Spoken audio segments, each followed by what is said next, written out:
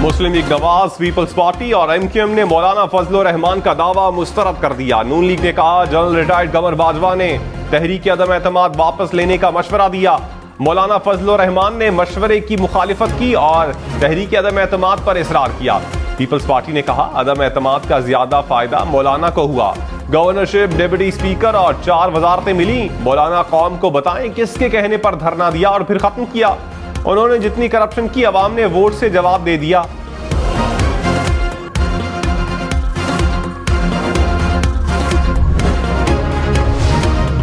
मौलाना फजलुर रहमान ने कहा पीटीआई के खिलाफ अदम एतमाद के हक में नहीं था। पीटीआई के खिलाफ अदम एतमाद की तहरीक पीपल्स पार्टी चला रही थी। उन्होंने दावा किया कि जनरल रिटायर्ड फैज हमीद मेरे पास आए और कहा जो करना है सिस्टम के अंदर रहकर करें। अदम एतमाद से इनकार करता तो कहा जाता कि बानी पीटीआई को बचाया। अदम एतमाद से मुतालिक जनरल रिटायर्ड बाजवा और जनरल रिटायर्ड फैज हमारे साथ राबते में थे। एक और इंटरव्यू में कहा जनरल फैज का नाम गलती से लिया। जनरल रिटायर्ड कमर बाजवा और फैज हमीद ने मौलाना फजलुर रहमान के बयान की तरदीद कर दी। करीबी जराई ने कहा जेयूआई अमीर को चाहिए कि अपने हकाइक दुरुस्त कर लें। फैज हमीद अदम एतमाद की तहरीक पेश किए जाने से कई माह कबल ISI छोड़ चुके थे। तहरीक अदम एतमाद के वक्त फैज हमीद कोर कमांडर पेशावर थे। साबिक चेयरमैन PTI की हिदायत पर ऑपोजिशन से मुलाकात की गई। साबिक चेयरमैन चाहते थे कि अदम एतमाद की तहरीक वापस ली जाए। दोनों जर्नैलों ने ऑपोजिशन पर जोर दिया कि साबिक वजीर आजम को अपनी मुद्दत मुकम्मल करने दी जाए। ऑपोजिशन ने लचक ना दिखाई तो कहा गया कि अदम एतमाद वापस ले तो हुकूमत इंतखाबात का ऐलान कर देगी।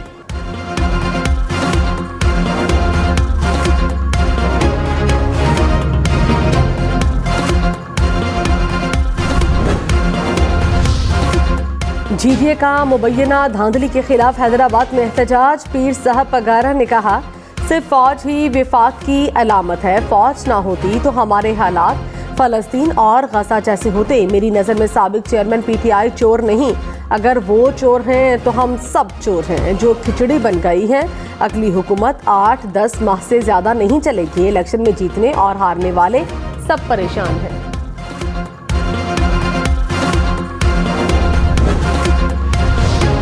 मरियम नवाज ने कहा पाकिस्तान को इंतशार नहीं इस्तेहकाम चाहिए। इंतशार फैलाने वाले आज भी इंतशार फैला रहे हैं। इनका निशाना पाकिस्तान और इदारे हैं। नवाज शरीफ मुल्क को मुत्तहिद करने वाली कुव्वत का नाम है। नवाज शरीफ आज भी पाकिस्तान जबकि मुखालफीन अपनी जात की बात कर रहे हैं।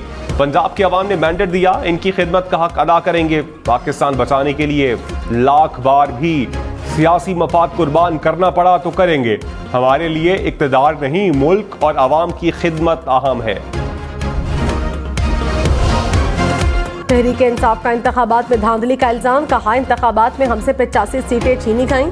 हमारी नशिस्तें 179 होनी चाहिए थी। कराची में 5वें नंबर की जमात को नशिस्तें दिलाई गईं। रऊफ हसन ने कहा 2024 मुल्क की तारीख के सबसे ज्यादा धांधली शुदा इंतखाबात थे। शानदाना गुलजार ने कहा रिटर्निंग अफसरान ने इलेक्शन नताइज को तब्दील किया। इस बार धांधली नहीं धांधला हुआ। रात को नताइज को तब्दील किया क्या?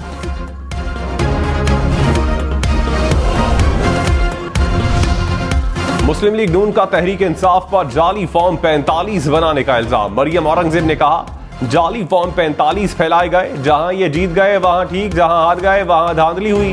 कल कहते थे अमेरिका ने हमारी हुकूमत गिराई, आज अमेरिका को धांधली के खिलाफ आवाज उठाने का कह रहे हैं। ये फितना और साजिशी गिरोह है। इलेक्शन पर एतराज है तो इलेक्शन कमीशन जाएं।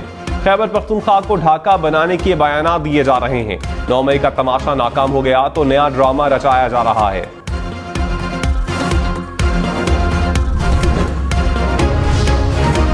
तहरीक इंसाफ के सियासी राबते। मौलाना फजलुर रहमान के बाद जमात इस्लामी और आफ्ताब शेरपाओ से मुलाकात। इलेक्शन में मुबैना धांधली और मुल्की सियासी सूरत हाल पर तबादला ख्याल। असद कैसर ने कहा मुल्की तारीख में इस तरह की धांधली की मिसाल मौजूद नहीं। फैसले कमरों में नहीं आवाम में होंगे। लियाकत बलोच बोले धांधली पर चीफ इलेक्शन कमिश्नर इस्तीफा दें। सुप्रीम कोर्ट की सतह पर अदालती कमीशन बनाया जाए।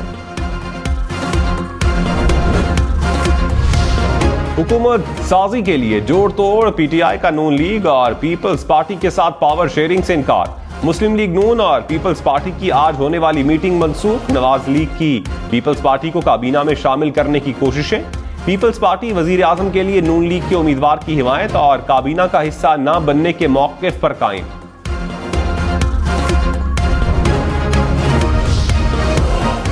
आठ फरवरी के इलेक्शन का कलअदम करार देने की दरख्वास्त सुप्रीम कोर्ट में समाअत के लिए मुकर्रर।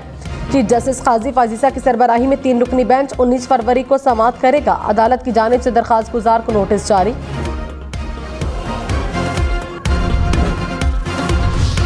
रहनुमा पीटीआई सलमान अकरम राजा ने कहा 8 फरवरी को महज इंतखाबी फ्रॉड नहीं हुआ बल्कि जमहूरियत पर हमला किया गया। एक बार फिर पाकिस्तान की आवाम की राय को रौंदा गया। नताइज पोलिंग स्टेशन से रिटर्निंग ऑफिसर ऑफिस आने तक धांधली की गई। आवाम के वोट को रात के अंधेरे में तब्दील किया गया। इंतखाबात जमहूरियत पर खुला हमला थे। आवाम ने पीटीआई को वोट दिया मगर उसे हरा दिया गया। मुस्लिम लीग नून ने पीटीआई को डिजिटल दहशतगर्द करार दे दिया। अता तारड़ ने कहा डिजिटल दहशतगर्दी पर 100 अरब रुपए खर्च किए गए। जमहूरियत को डीरेल करने की कोशिश की गई। सोशल मीडिया पर जाली फॉर्म 45 अपलोड किए गए। मीठा मीठा हप हप कड़वा कड़वा थू थू की पॉलिसी नहीं चलेगी। नून लीग ने धांधली करनी होती तो ये कहीं ना जीत पाते। पीटीआई के वजारत उस्मा के उम्मीदवार उमर अयूब खान ने कहा विफाक में हमारे पास 180 का नंबर मौजूद है। अक्सरियत के साथ विफाक में हुकूमत बनाएंगे। एक हल्के के फॉर्म 45 बतौर सबूत मौजूद हैं। इलेक्शन नताइज तब्दील करने वाले रिटर्निंग और प्रिजाइडिंग अफसरान जेल जाएंगे। मौलाना फजलुर रहमान से सिर्फ इंतखाबात में हुई धांधली पर बात हुई।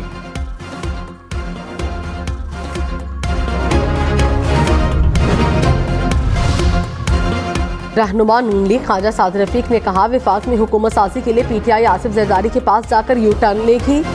पीटीआई ने सियासी बरादरी पर हमले करने के बजाय मुकालमा किया होता तो आज का दिन न आता। सियासी बिगाड़ और रसाकशी का फायदा उठाने वाले साबिक चेयरमैन पीटीआई खुद हैं।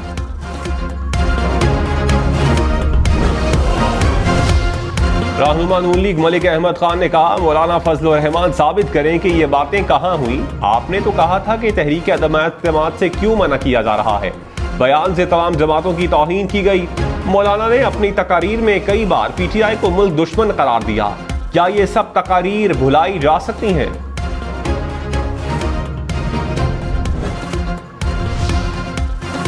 रहनुमा पाकिस्तान पीपल्स पार्टी फैसल करीम कुंडी ने कहा मौलाना सियासत में आ नहीं रहे, सियासत से जा रहे हैं। मौलाना सियासत में चले हुए कारतूस हैं। तहरीक अदम एतमाद का सबसे ज्यादा फायदा मौलाना फजलुर रहमान को मिला। मौलाना वो वक्त भूल गए जब साबिक चेयरमैन पीटीआई उनकी तस्दीक करते थे। इस्लामाबाद हाई कोर्ट ने इस्लामाबाद के कौमी असम्बली के 3 हलकों से मुतालिक दरखास्तें निपटा दी। इलेक्शन कमीशन को NH 46, 47 और 48 के नताइज के खिलाफ दरखास्तें देखने की हिदायत। कहा इलेक्शन कमीशन कानून के मुताबिक फैसला करे।